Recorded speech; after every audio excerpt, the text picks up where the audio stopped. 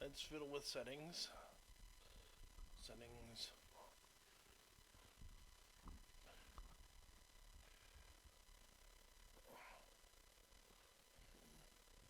That seems exactly.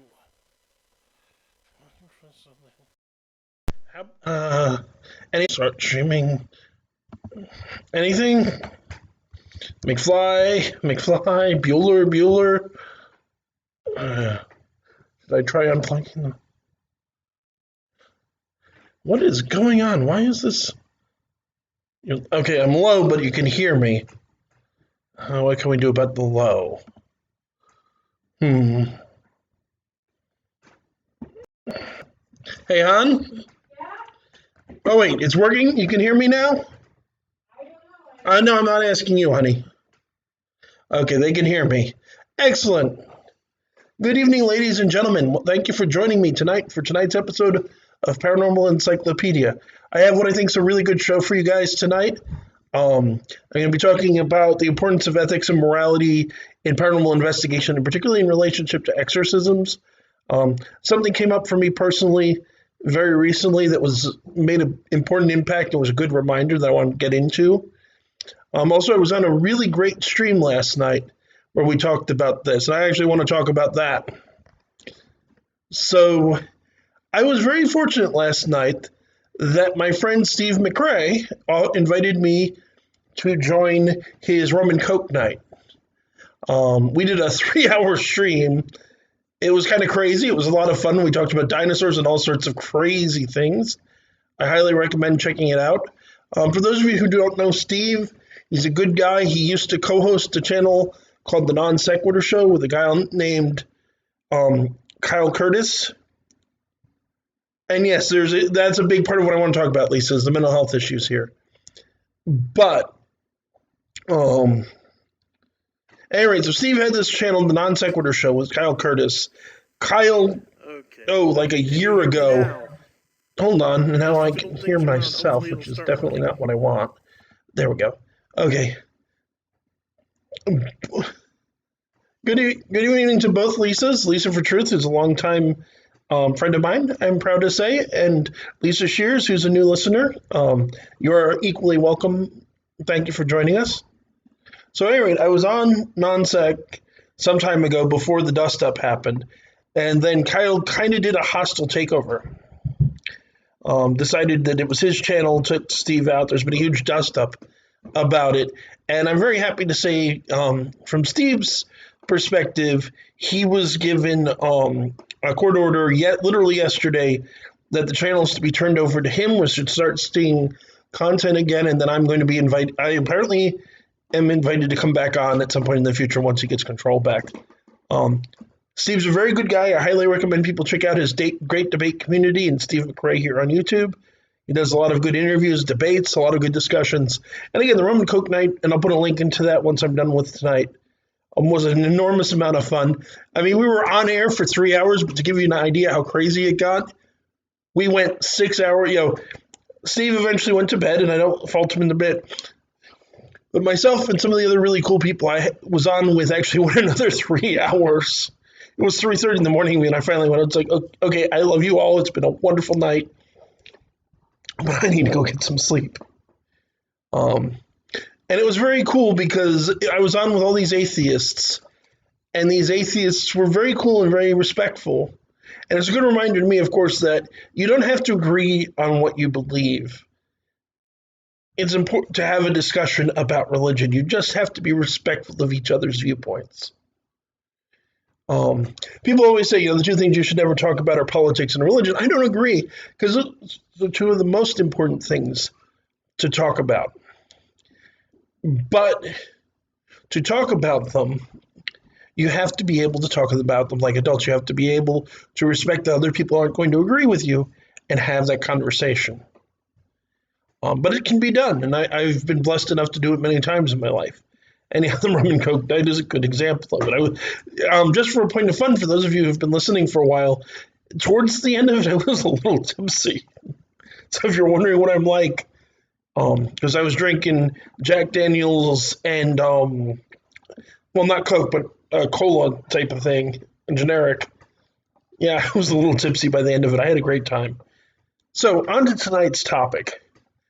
So this is a big thing to me, and it's very near and dear to my soul because I've seen it go wrong so many times that you have these people, and often people with the very best of intentions that consider themselves exorcists, that consider themselves deliverance ministers, that market themselves as such, that don't understand the very serious responsibility that entails and the very serious damage you can do to a person's psyche if you don't understand what you're doing. Now, it's no secret, anyone who's watched my channel before, and I'll say it again, I don't question for 1 second the reality of the demonic world. I've had firsthand experience with it going back more than 20 years now. But there is a common deadly mistake that people make to think that mental illness is the result of demonic activity. It is not. One of the clearest cut signs, and I'll preface this again in a second, but one of the clearest cut signs is that there is no psychiatric medication on this earth that can treat demonic possession or any other form of demonic attack. If you think you're under demonic attack, but if you take your pills from the doctor, it goes away, keep taking your pills.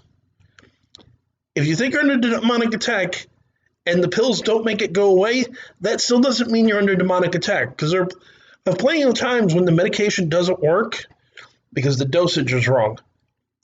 That's a really good question, Lisa. I'll circle back to it because I want to finish this point, but that is part of what I want to talk about tonight. But yeah, the dosage might be wrong. You might be on the wrong particular medication. Your body might be having a weird reaction to it. It may be reacting weird with something else that you're taking. This is why one of the first pieces of ethical advice I want to give anyone who wants to get involved in deliverance ministry, exorcism, or demonology. Unless you are a qualified medical professional with the proper degrees, treating someone in that capacity, never, ever, ever give out medical advice. Don't tell people to stop taking their medications. Don't tell people to change their medications. Don't, if you're not qualified to do it, don't. You can be sued. You could cause someone to become suicidal. You could make a bad situation. You could do a lot of things that will make a bad situation worse. Let qualified professionals make those kinds of calls, not yourself. Now, to get to Lisa's question, which is, in my opinion, is Protestant exorcism really exorcism? Okay, so actually, this relates to another conversation I've been having with a very good friend of mine from high school who I've gotten back in touch with recently. But there's a gentleman out there, a Protestant gentleman out there by the name of Derek Prince. And I'm not an expert on Prince. I'm not going to completely comment on his work, although I'll say this, some of the things I've seen him say, I actually respect. And I have a good opinion so far. I don't want to give a full opinion on him because I just don't have that much exposure. I've read one of his books. I've seen part of a video he did, and I believe he's on point. But a common mistake I think a lot of Protestant exorcists and deliverance ministers make is there's, broadly speaking, two types of demonic activity recognized in Christian theology. One is what we call the ordinary activity of demons, and the other is what we call the extraordinary activity of demons. The ordinary activity of demons is not exorcism, is not the sort of thing you need a formal exorcism for. It's not the sort of thing where heads spin around and people start speaking in ancient and 3,000-year-old dead languages and things like that. It's the best way I can describe it is we all have that voice inside of us, that quiet voice you can hear when you listen that tells you to do the right thing, your conscience, right? But all of us, I think, certainly myself and many other people I've spoken with, sometimes you have that other voice. That voice that goes, oh, go ahead and take $20 from the till. Your boss will never notice.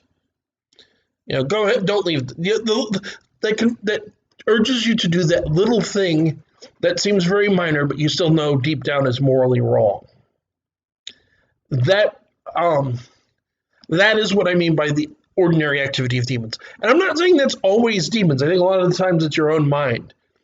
But I believe there is that voice deep down you hear inside that always urges you to do the right thing. That is the voice of God. That is the voice of your guardian angel. But I think there's sometimes that other voice, and it's not always do the wrong thing. Sometimes it's that idea that you're worthless, that you're no good. And I'll circle back to that in a second as well. That's putting you down, and a lot of the times that's also psychological. But sometimes there's something else.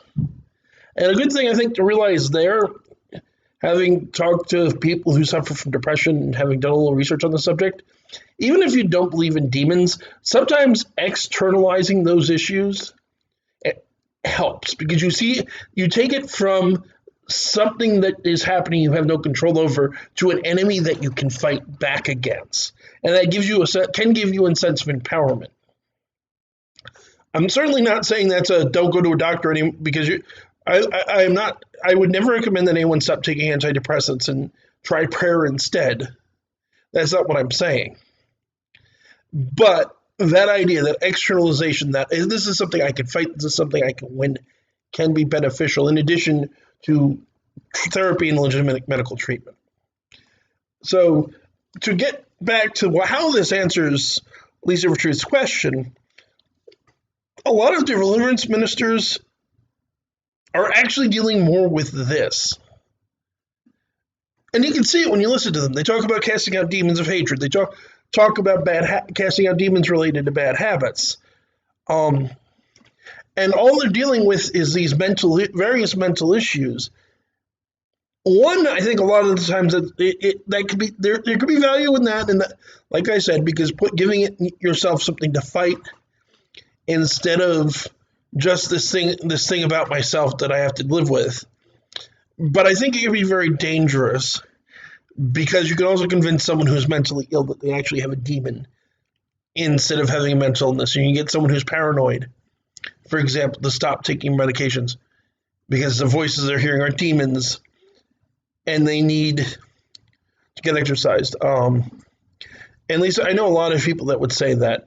The reality is antidepressants save human lives. I think that I am wholly in favor of them. I'm wholly in favor of psychiatry and psychiatric medication.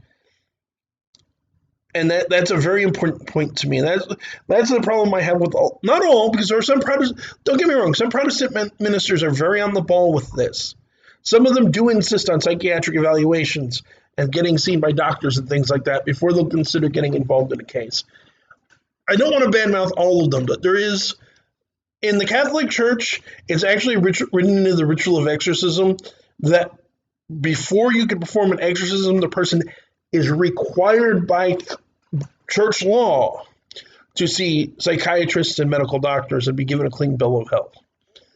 Protestants don't have that formalized set of rules necessarily, although a lot of exorcists of varying faiths fall back on the ritual Romanum exorcism.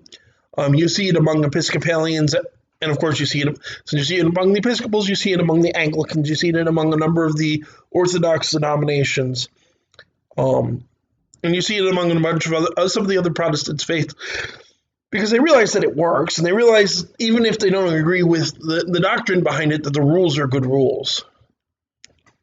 But there is, again, that's a big thing, and this actually gets into a story I want to tell.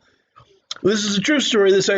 I was the investigator involved with this, and it happened a little over a week ago now. I got an email from a woman who was afraid that she had been cursed. Things in her life weren't going right. She heard horrible voices telling her horrible things. Her life was in shambles. She was having serious problems. And I'm listening to this, and I'm particularly listening to her talk about these I do know a bit. I'll come back to that as well, Lisa. Good question.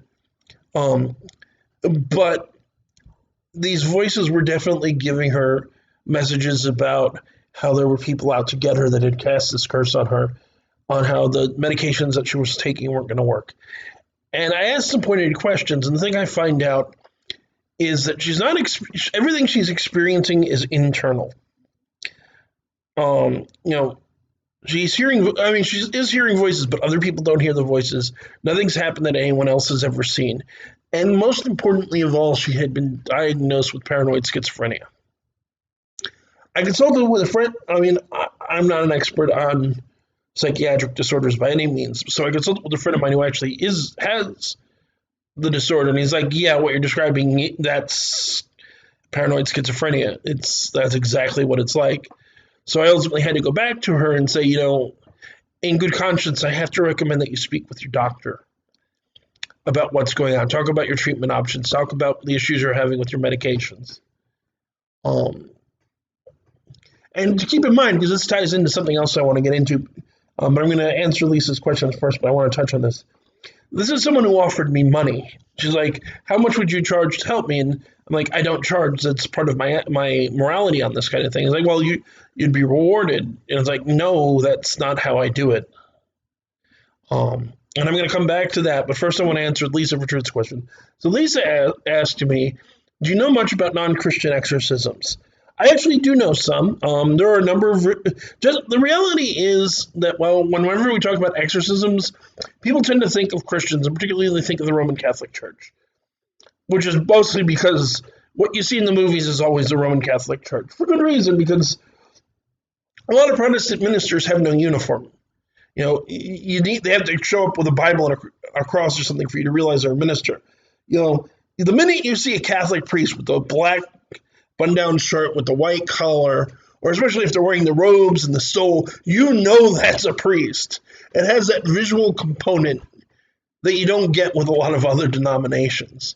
I mean, certainly Orthodox, you do get some ceremonial garb as well, and I think, but most people in the U.S. and Western Europe don't know much about the Orthodox churches because it's mostly a thing in Eastern Europe, and Greece and Russia and places like that. But the reality is that every religion has a form of exorcism. And this goes back all the way through recorded history, well beyond it. Certainly records we have of tribal culture show forms of exorcism. They vary in a lot of ways. Some shamanistic exorcisms can be very violent, where they literally try to beat the spirit out of a person. Depressingly, this is also an idea you find in some Christian exorcisms. And it doesn't make any bloody sense to me.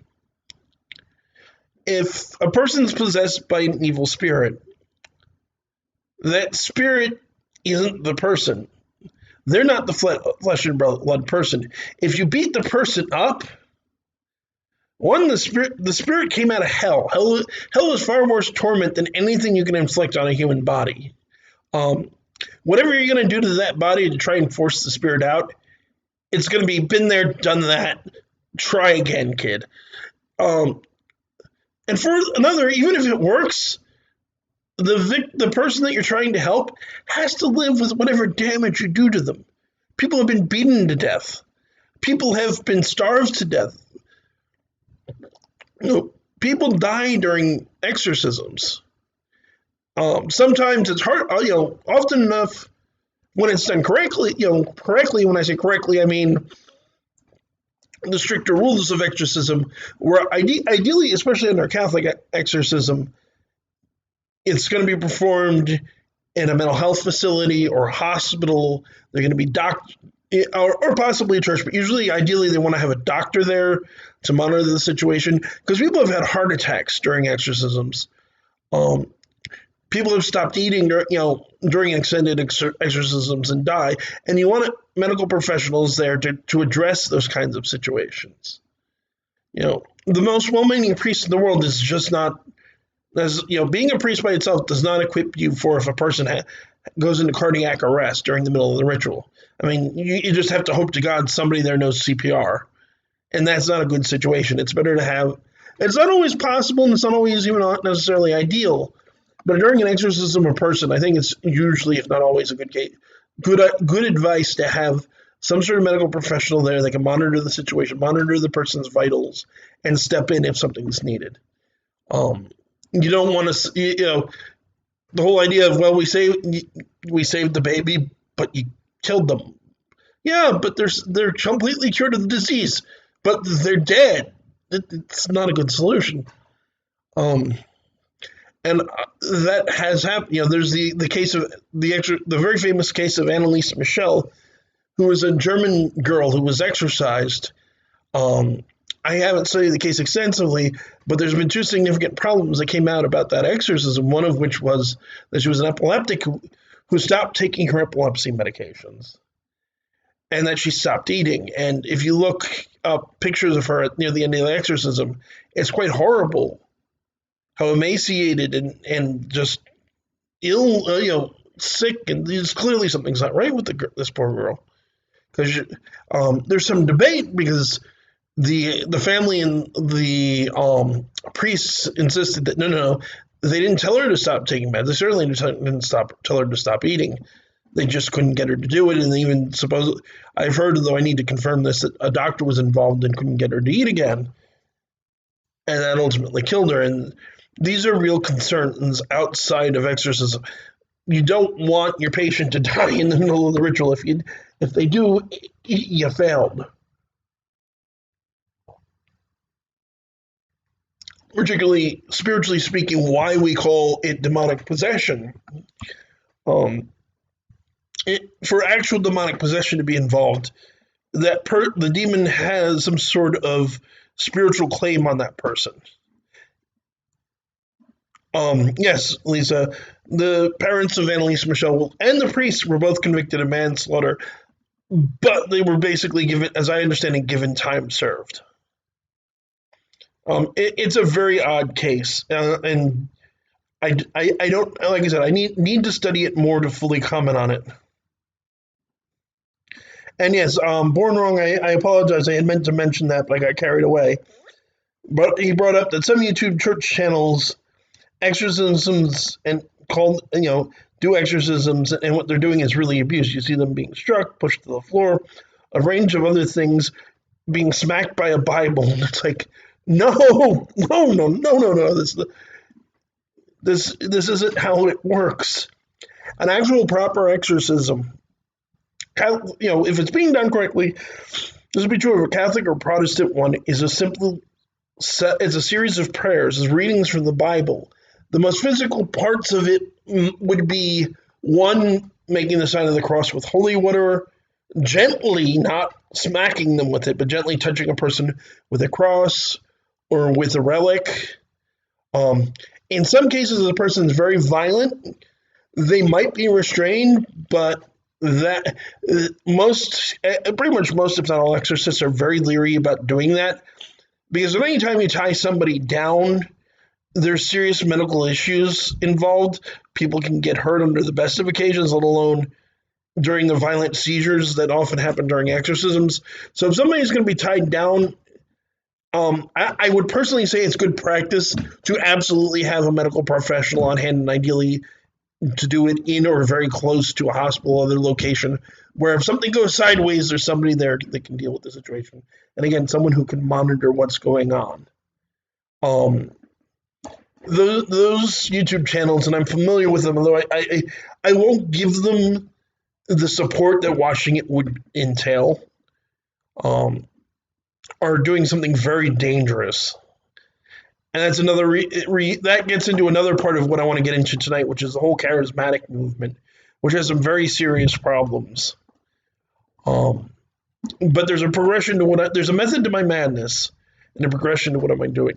The other thing a lot of people don't understand, particularly a lot of Protestants in my experience don't understand, is if you're dealing with someone who thinks they have a demon, odds are that they actually don't, because more often than not, that's the case. I'd love to talk to you about that sometime. Born said he's seen actual exorcism, and that's why he's horrified by what they're doing. But a lot of people who think they have a demon are either mentally ill, they've seen one too many horror movies, they're overly religious, and they're blaming some bad behavior they have on demons. Case in point, if you're an alcoholic, you probably don't have a demon. I'm not saying it's impossible, but if you're an alcoholic, you probably don't have a demon of alcoholism. You're probably just have a genetic predisposition for alcoholism and drink too bloody much. Um, and you have these kinds of, and I lost my train of thought, but you have these kind of issues. You have these kinds of solutions, and these people that see things this way, and it leads to bad ends. And especially because, and this is a large part of why I'm doing this, I think a lot of these people mean very, very well. They think that what they're doing, oh, I apologize, born wrong. I do not mean to misgender anyone. So born wrong is a she. I will correct any future references I make to her. In fairness, born wrong isn't really a clear name to go, oh, he or she. So I sort of default to male. But again, I will correct myself from here on out. But it's a common thing you run into, especially, again, a lot of Protestants do understand what I'm saying. I don't mean to, it feels like I am to a simple point extent, and I don't mean to entirely pick on the Protestants. There are plenty of Protestants that already get what I'm saying. They understand the realities of the situation. They get it. They get doctors involved. They get psychiatrists involved. I don't mean to dump on anyone else's denomination or religious beliefs by any means. My longtime listeners know that's a big thing with me. I'm glad you found it funny. But okay, that was the train of thought I was originally going with that I derailed myself from. So if someone actually has a demon, in the extraordinary examples, which is when things get crazy and someone like me needs to get involved, but if they actually have a demon, even then, the majority of the time, they're not possessed. The majority of the time when people have demonic activity in their lives, it's what we call infestation. It's more like a haunting on steroids. Sometimes you get into obsession and oppression, which is where it starts to influence how they behave. But the difference between obsession, oppression, and possession is an obsession and oppression. The demon's on the outside manipulating. It's the devil on their shoulder telling people what to do. It can threaten, it can cajole, it can bribe, it can't jump in and just take control of somebody. Possession is extraordinarily rare, particularly because it requires consent of the person to be possessed.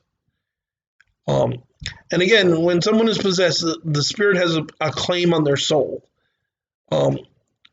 Which is why a really big reason why you don't want to kill somebody. You don't want somebody to die during an exorcism, because if you don't resolve the situation, that spirit still has a claim on their soul, and what comes next isn't going to be pleasant for them. Doesn't mean they're always damned. Sometimes they may just get a number of earthbound spirits wind up in this situation where they're stuck because they haven't resolved this thing, and things can be done to help them, but. And this is another real common issue across the board that a lot of well-meaning exorcists don't get. If you've reached the point where you need an exorcism of either your home or yourself, something's seriously wrong in your life, and something needs to be done to fix those problems. Otherwise, it's just going to come back and it's going to get worse.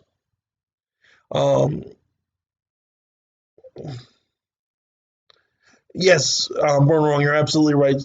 Born Wrong says that Southern Baptists seem to jump the 3 stages and just think committing a sin can mean you're possessed. Which is, you're absolutely right, and that makes me crazy because the theology behind that's messed up. If you commit a sin, if you do something morally wrong, it's probably your own damn fault. And most of the time, unless it was something really epically wrong, you're not going to get possessed. You're not going to get a demon over it. I mean, and when I say really epically wrong, I'm talking felonies. I'm talking rapes, murders, child molestation. Those are the sort of people that have demons around them. if you're committing a bunch of petty thefts, demons probably aren't going to take an interest in you.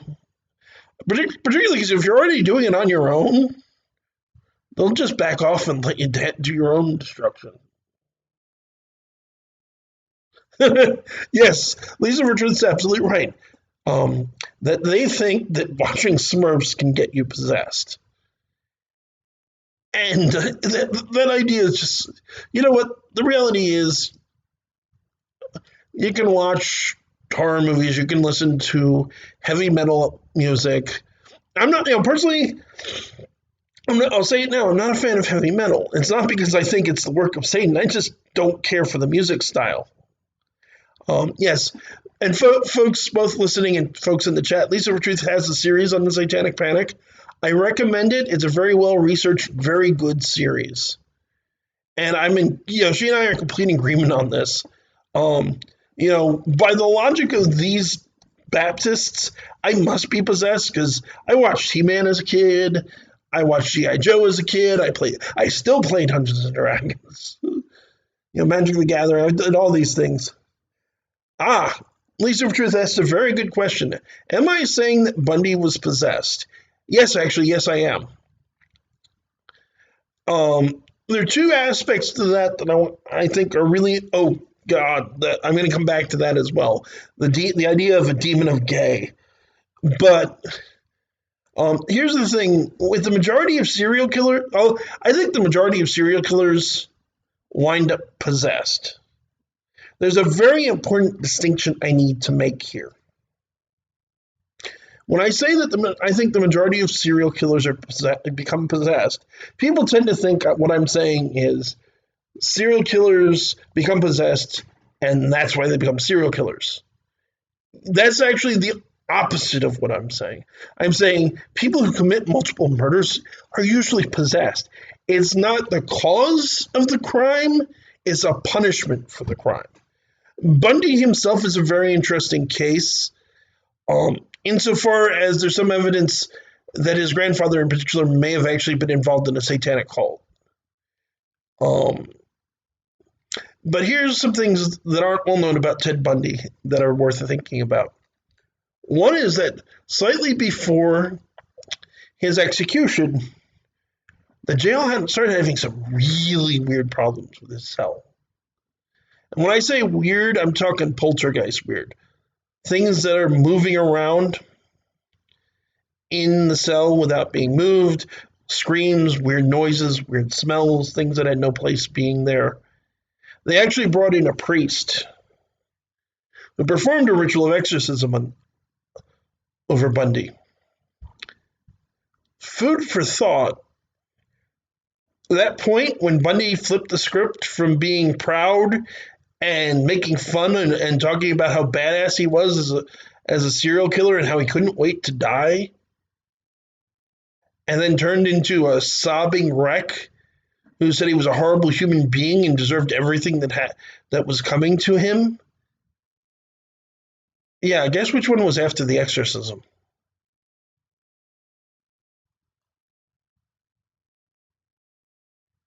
And it's interesting because you can watch, and it's available on YouTube, Focus on Family, which is not by any means a reliable source of information on anything.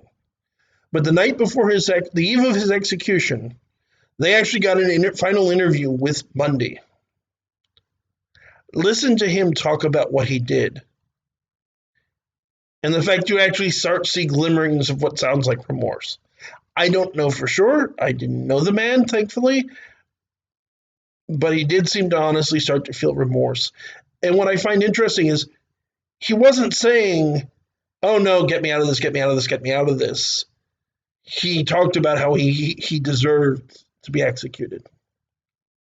What also is extremely funny to watch in that Focus on Family episode is that the guy from Focus on Family is very clearly trying to paint a specific narrative, which is that pornography is what turns Ted Bundy into a serial killer. 1 second.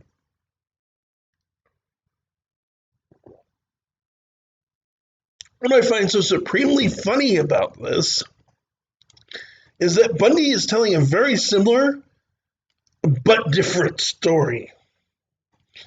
So, according to Focus on Family, you watched pornography and became a serial killer. According to Ted Bundy, he watched some of the more violent pornography available, and it fueled the fantasies it already had.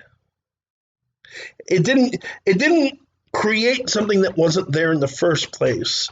It fed into an existing problem. Um, he speculates that without pornography, he might have been a different person, but that doesn't necessarily mean he wouldn't have been a murderer. And again, it doesn't strike me, at least listening to how he describes it, that he's trying to say pornography turned me into a serial killer. It's pornography is part of a larger. It seems like to me, at least, he's saying pornography is part of a larger issue. Now I want to circle back to Bornwong because she made a good point where she saw one where they were going on about a guy having a demon of gay. Almost had me crying. Oh, good. Homosexuals are not any more likely to be possessed than anybody else. Um, I've spoken many times, and it's no secret that I am 100% for compassion and for people to practice whatever sexual activities they wish, as long as it's between consenting adults. Those of my listeners familiar with the BDSM community, which I have a number of friends in, will know the saying among the BDSM community: safe, sane, consensual. And another important one that doesn't get listed is often communication. And I'm a big believer in that. I don't, have sex with who you choose, as long as you aren't violating consent, as long as it isn't somebody under age.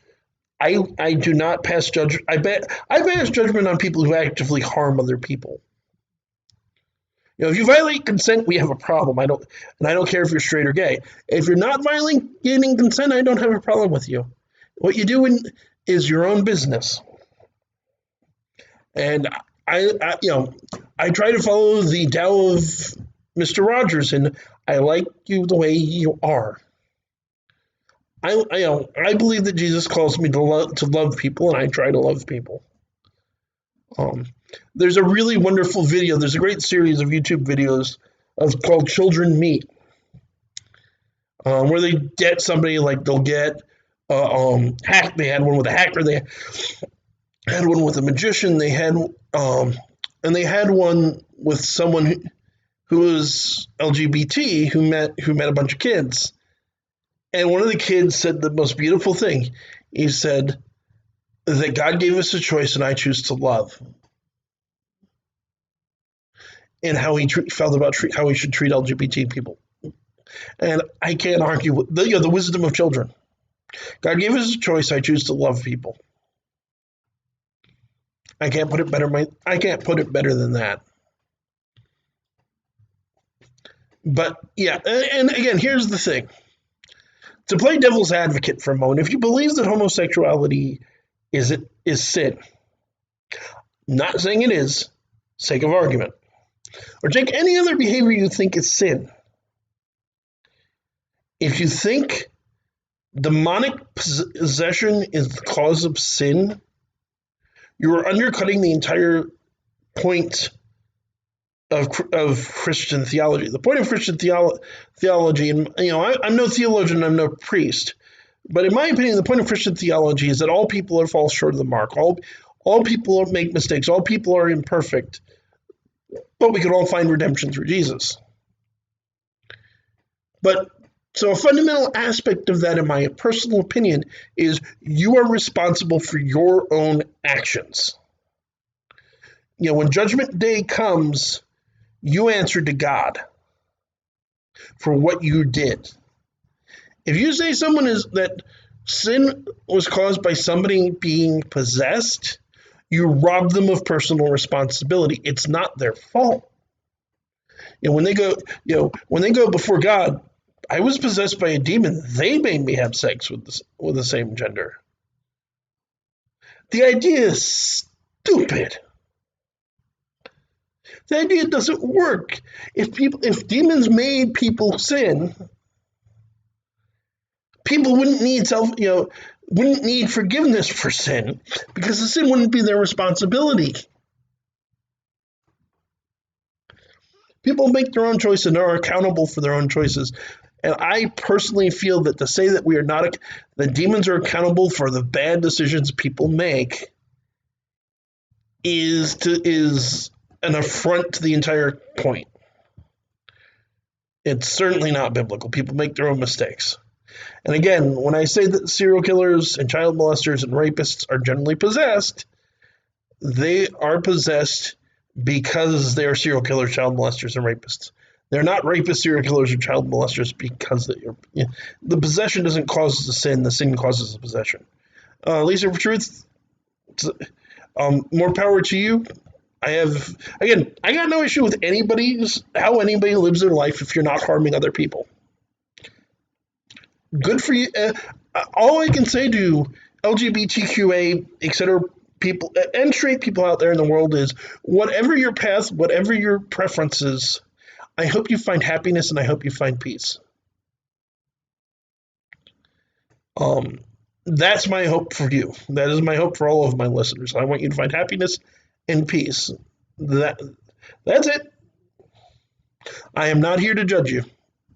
And if you put a gun to my head and made me judge you, good for you. If you're happy with it, good for you. That's it. That is as far as I'll judge you. I don't think there's anything wrong with it. We've gotten a little off topic, but that's okay. But there's another aspect of this I want to get into because there's a particular movement within Christianity, and this may get me in trouble with other Christians, particularly other charismatics.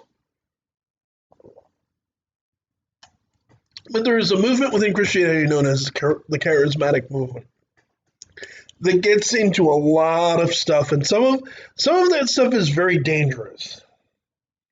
There are extremes to it, but particularly I want to talk about the idea of speaking in tongues. And I'm going to probably talk a little bit about snake handling as well. So there's this belief that God grants people the ability to speak in tongues, that you will speak in a language that you do not know, and someone else in the church will be able to translate it. I'm always very skeptical of this because a lot of the times there are psychological explanations for what's going on, which is not to say the person's mentally ill, but in a very excited religious fervor, almost a form of hypnotic state that people get into, they'll wind up saying speaking gibberish that may sound like a language without being in any way mentally ill or on any kind of drug. I've always personally felt that speaking in tongues should really be more the miracle of the Pentecost. For those of you who weren't raised, Catholic or otherwise, don't know what the Pentecost is, there was a moment after the death of Christ where the Holy Spirit anointed, his followers, and then they went out to preach the gospel, and then all of a sudden they spoke in their native tongue, but all the people around them heard them in theirs.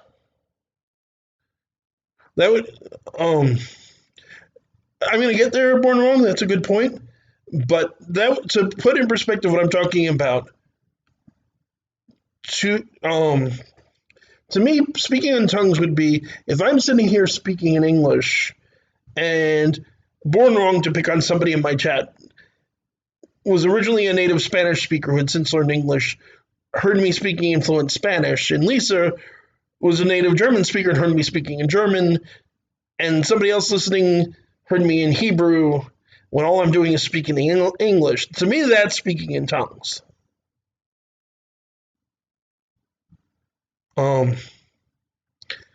But yes, the question was brought up, wasn't that a later add-on to the Bible, the about snakes and so on? Lisa confirmed, and I don't know, I haven't looked into it, but I'm inclined to think Lisa's probably got this correct because she does her homework, that yes, Mark originally ended at the tomb. But there's also this idea that the Bible says, whether it said it originally or not, but it says that we would be able to handle serpents, that we'd be able to drink poison, that we could be stung by scorpions, and these things would not harm us. Some people take this very, very literally and literally handle poisonous snakes, drink poison, and do these other crazy things. Um, Setting aside whether the Bible originally said that or not, whenever I hear this story, I'm reminded of the story of Jesus when he was tempted in the desert, and Satan telling Jesus, "Cast yourself down, for he will, has set his angels to watch over you, and they will lift you up and will not allow you to die." And Jesus says, "Thou shalt not tempt the Lord thy God." At least for truth, you're absolutely right. People have died handling poisonous snakes because they thought God would protect them. This is tempting God. This is testing God. This is exactly what Jesus refused to do by refusing to jump down off of the high place when Satan demanded it. God is not our dancing pony. He is not there to do tricks for our amusement. And this very much gets into the point I was starting to make about tongues as well. People get obsessed with these gifts.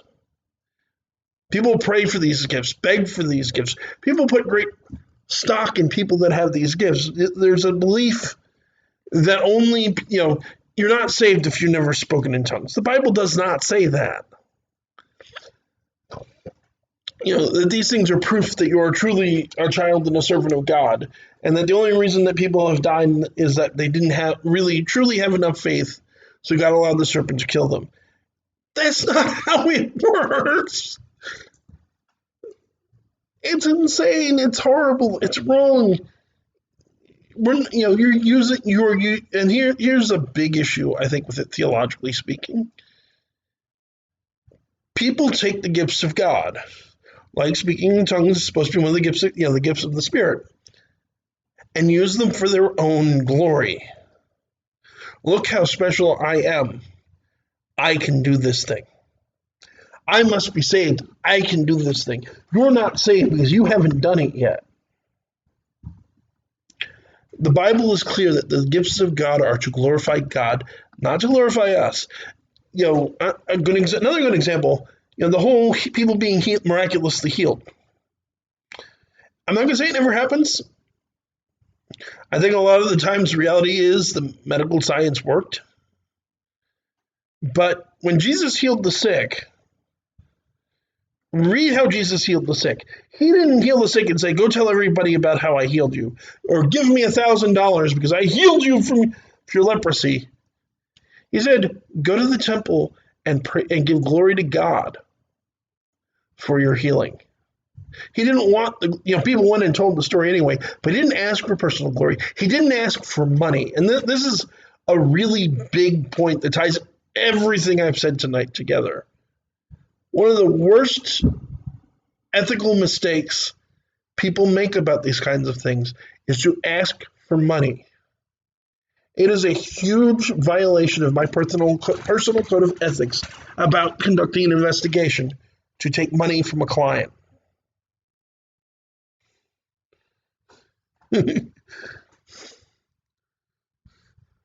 You're right. Born Wrong says, personally, if people think messing with a snake is a good idea, I say let them. I doubt they'll listen to why it's not. The problem is when they involve children. I would generally agree with you, Born Wrong. I say these things because I think there are people out there that hear about these things and go, is that really true? And they may want to try it for themselves. There are people that can still be persuaded. But, if somebody really wants to do these things, I can't stop them. And short of getting the police involved, nobody else is going to be able to stop them. And I agree. It's like, if you want to be an idiot, go be an idiot. Don't involve your kid. Another good example is what I was getting into last week about the Jehovah's Witnesses and their refusal to allow children to have blood transfusions. It's like, if they don't, I think it's wrong. I think in both cases it's human sacrifice because you are letting someone die for the sake of your religious beliefs.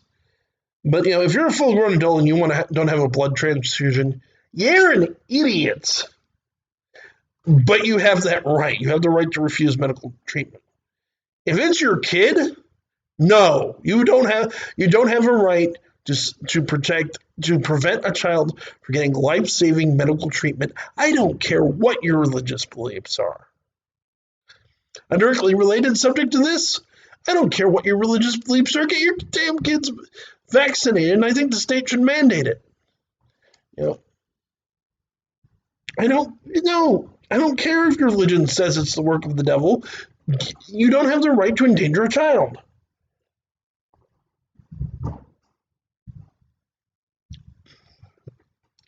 Given the power, I would end any form of exemption for vaccines, blood transfusions, or anything else involving a minor, except for a legitimate medical reason. Lisa, you're absolutely right. Thank God CPS usually steps in. One, they shouldn't have to. And two, that can take precious time that can mean the difference between life and death. And that's why this pisses me off so much. A YouTuber I mentioned last week likes to bring up, and it's a wonderful point. There's a concept in Judaism that Jesus taught to some extent, known as Pekush Negev, which is this idea that you don't let the law get in the way of protecting human life. Oh, yes, Christian scientists are horrible for letting their children die as well, unfortunately. There's a whole, and it's not just Christian scientists. They get flack for this, and I'm not saying that's wrong. It's absolutely right. But there are Christian groups out there that believe illness is because of sin, or you're ill because you're under demonic attack, or you've been cursed, and that to get medical treatment is wrong. They believe, a lot of faith healers in particular, they'll do their magic laying on of hands, and you shall be healed. And then they'll tell the person, you're healed of that cancer. No, that was Lloyd Evans, or John Cedar's channel, which is run by a guy by the name of Lloyd Evans. He's the guy who founded the JW survey. A very good channel. I definitely recommend looking it up. I've seen some JW analyzer. He seems pretty good. I don't know a whole lot about him, so I can't comment in depth. But yeah, I was referring to John Cedars. But it's like, no. Get your kid the medical treatment. Do not refuse medical treatment, because for a child in particular, because of your religious beliefs.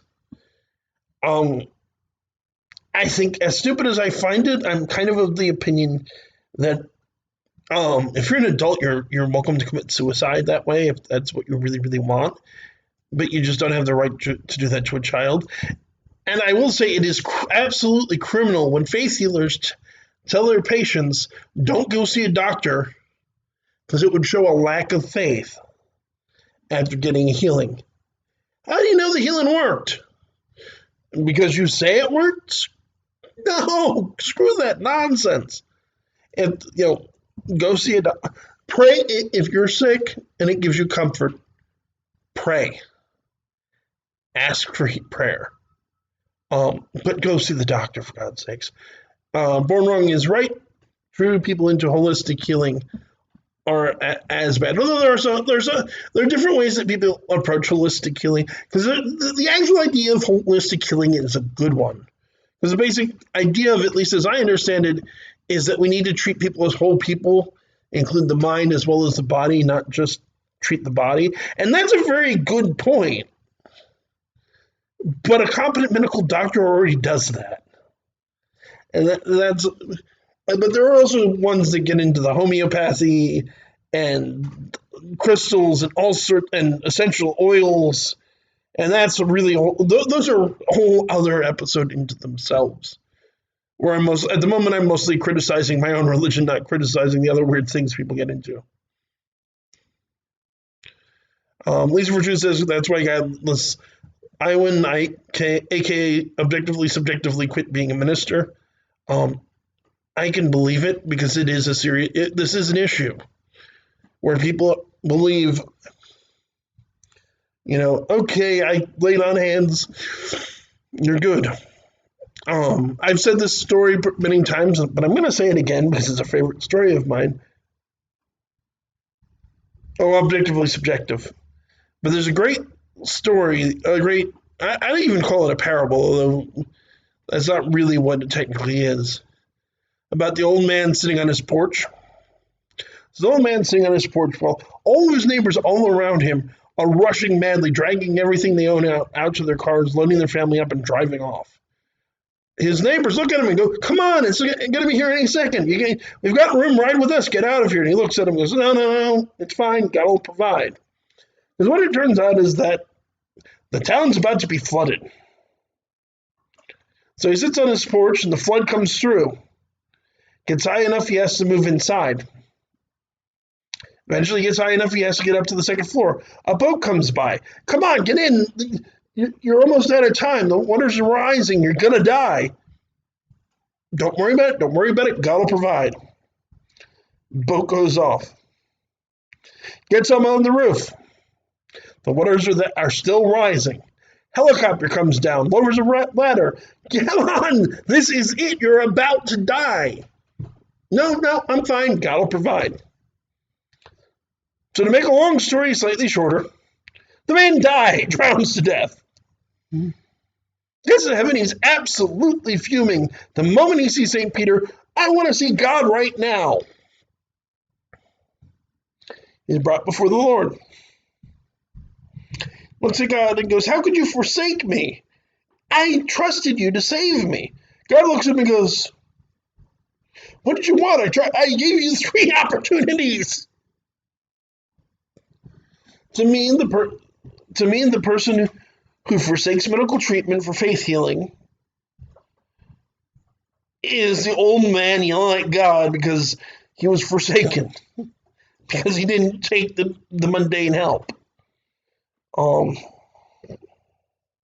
this goes for the exorcism thing too. Again, if you are an exorcist, do not give medical advice if you are not a qualified doctor. Actually, across the board, for everybody, do not give medical advice if you are not qualified to do so. It is a crime. It is practicing medicine without a license. You can go to jail. Do not do it. And no, "I was casting a demon out" is not a valid defense for telling somebody to stop taking their psychiatric medication. And Born Wrong, I think you're right, because Born Wrong said, "I often have people, including both of my moms, praying for me. I see it as an expression of caring, not healing." Um, to me, that's another way of looking. From a skeptical standpoint, that's a good way of looking at it. Someone saying, "I'm praying for you," someone saying, "I'm thinking about you, I care about you, you matter to me." Now, don't get me wrong. Thoughts and prayers are nice, but people need to roll up their sleeves and do something. But, when I have a friend who lives halfway across the country, if they get sick, I can't fly out to help them as much as I might want to. I can't afford it. It's some sign of it's a way to me, supernatural aside, it's a way of saying I care and I'm thinking about you when there's nothing else you can do. There's also the reality, because I've had people talk to me about this before. I think people who are going to say they're doing that need to think about their audience, because some people will take it the way Born Wrong does, that it's an expression of the fact they care. Some people get very offended about it. Personally, if I know somebody will get offended about it, I won't tell them that, because to me the idea is to try to offer some kind of comfort, even if it's the only thing that I can do. If it's going to make them feel worse instead of better, that's not comfort. Which is the thing that bugs me, is so much of this stuff, to me at least, is common sense. I shouldn't need to explain this stuff, but apparently I do. And there are other things I've run into over the years doing this. I've met investigators that have decided to have sex with the people they're there to help. That's a gigantic no-no. Again, disclaimer time. Aside from not being a medical doctor, I am not a lawyer. Do not take what I'm about to say as legal advice. That said, depending on the jurisdiction that you're in, remember that paranormal investigators are sometimes considered a form of therapist, particularly if what you're doing is something like what I'm doing, where it's demonology, which means you're under specific legal and ethical considerations. Which means don't sleep with a client.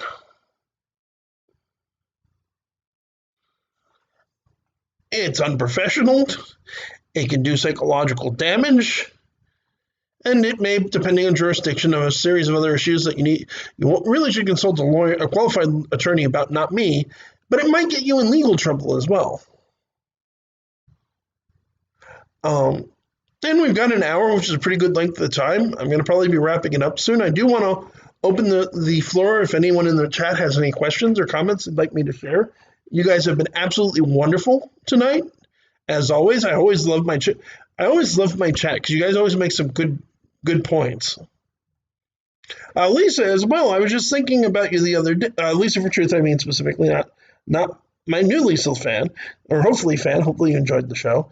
But in terms of you coming on my channel or me coming on your channel, based on last night, Google Hangouts does appear to still be working.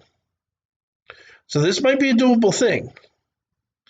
Because as far as I know, that's what we used last night to do the Roman Coke night. But again, any questions, comments, concerns? Is there anything coming up that I want to plug?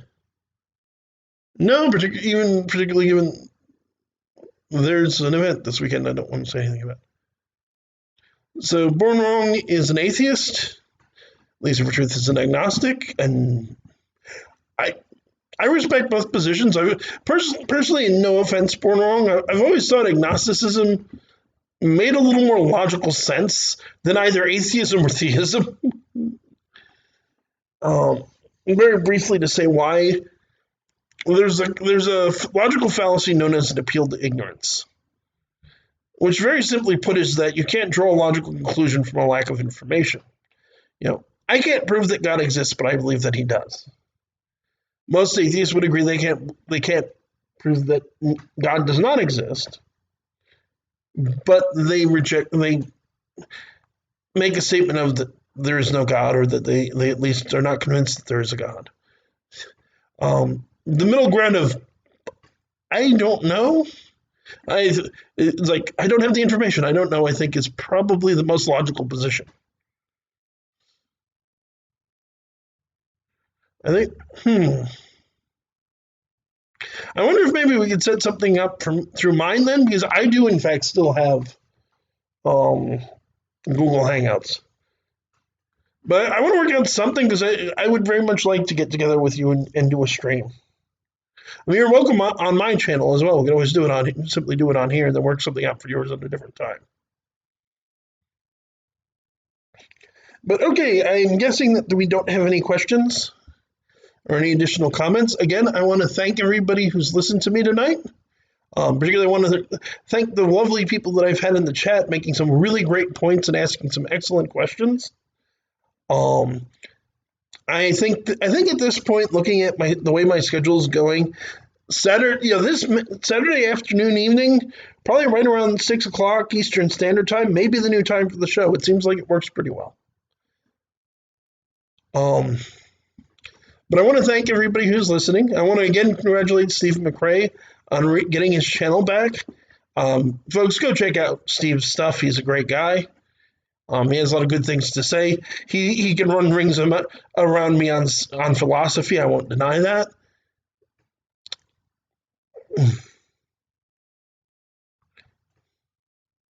That I respect. Again, I respect that. Born Wrong saying it was a total lack of connection to the idea of any deity, but you do accept the possibility of being wrong.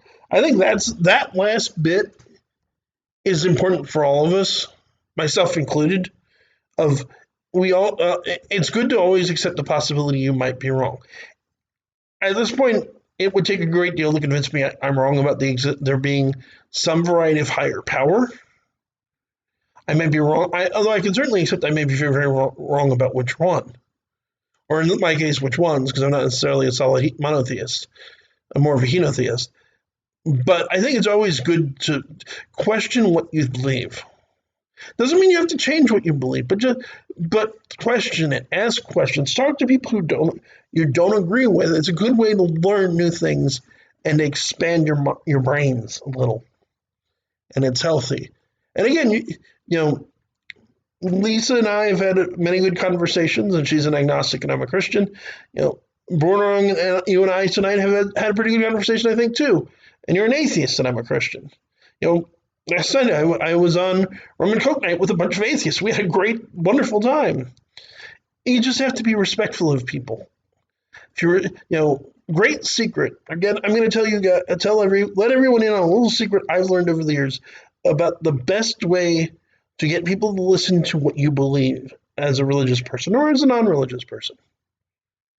If I don't generally try to preach the gospel when I talk to somebody, but if I wanted to have, and in the past when I have wanted to have a conversation about what I believe, the question I'll usually sit down and ask is, what do you believe? And I'll listen to what they believe, and I'll ask questions and be interested in what they have to say. Because when you take the time and listen and respect somebody else's point of view, even if you don't agree with it, they're much more likely to listen to yours. And you'll have a much better time than if you start out by telling them they're going to hell or that they're wrong. But again, that's going to do it for tonight. Tune in next week. Should be Saturday. I will check on Facebook. The Paranormal Encyclopedia on Facebook is where you can find us. I'll post any updates if I have to change the day or the time. Tentatively, at the moment, I'm going to say 6 p.m. Eastern Standard Time on Saturday, good Lord, it'll already be February 2020. Time flies, doesn't it, folks? So, tentatively at this point, February 1st, 6 p.m. Eastern Standard Time will be the next show. Until then, folks, this is Kevin Mears, your Paranormal Encyclopedia and your demonologist, saying good night and God bless, and I'll talk to you all next week.